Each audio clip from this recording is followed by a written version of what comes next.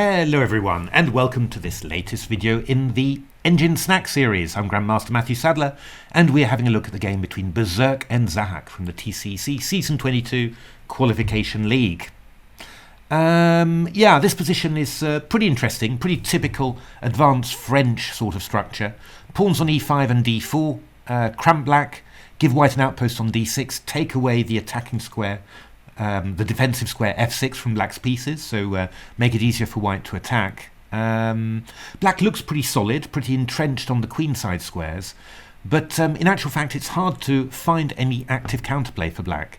A move like f6 would be possible, but then we'd just take it, and this would free up the e5 square for the knight, so there's nothing really that black can do that's active that doesn't worsen its position.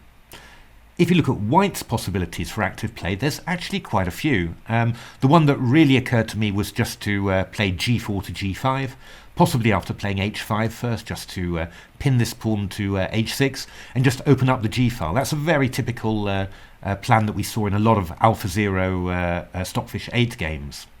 Berserk goes for something completely different, a theme quite well known from the 2d3 system against the French, which Bobby Fischer played an awful lot. It's the idea of playing knight h2, rook c8, knight g4, and we're simply going to sacrifice on h6 check and bring the queen close to the black king whilst ripping away the pawn defences in front of the king.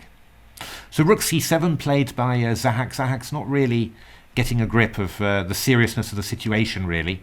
Rook c8, and Berserk just went for knight takes h6 and queen h6.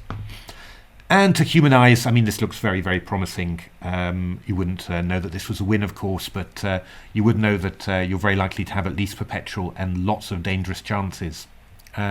We can push the h-pawn, bring that in as an attacking unit. That's a very dangerous plan.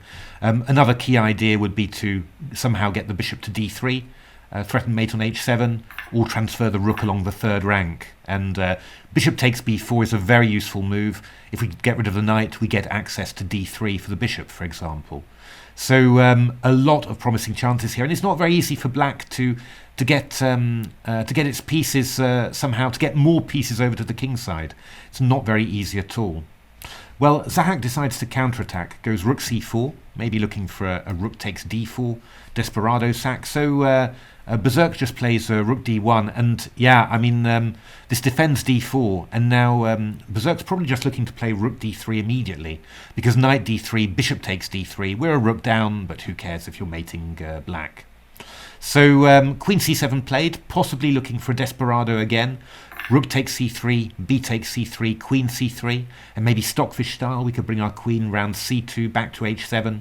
But now Berserk finds a great idea here. Bishop takes b4 ab, and now a lot of things win in actual fact.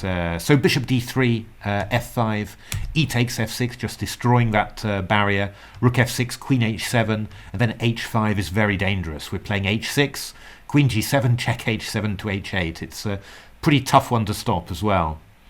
But Berserk's move was even nicer, I have to say. Much more aesthetic. King h1, look at that, king h1. What on earth is that all about, you might ask? Well, the answer is very simple. Bishop c6 played by black. Obviously white's never going to take that rook on c4, but the idea of playing bishop c6 is that the queen's got a better chance of defending the second rank in the end. But we played bishop d3, f5, and now we give a few checks just to show who's boss.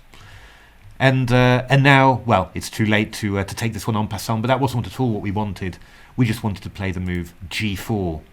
And that is why the king went to h1, to free up the g file. So white's just threatening rook g1 and g takes f, and, just carnage and mate.